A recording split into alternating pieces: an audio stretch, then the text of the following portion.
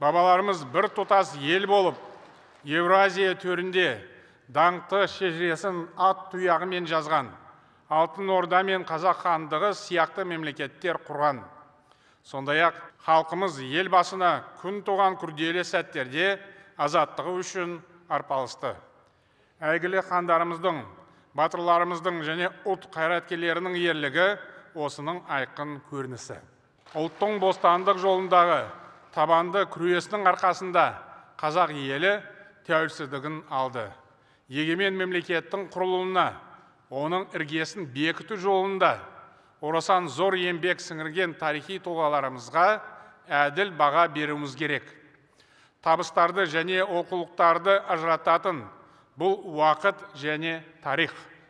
Уақыт ең әділ қазы, ал тарих бәріне таразы.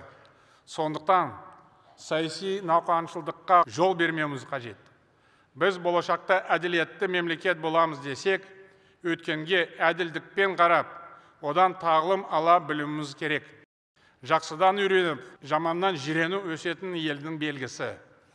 Отаншылдық, еңбекқорлық, білімпаздық, жаңашылдық, жасампаздық, жанашырлық, мейірімділік сияқты асыл қасиеттерді бойға сіңіруіміз қажет.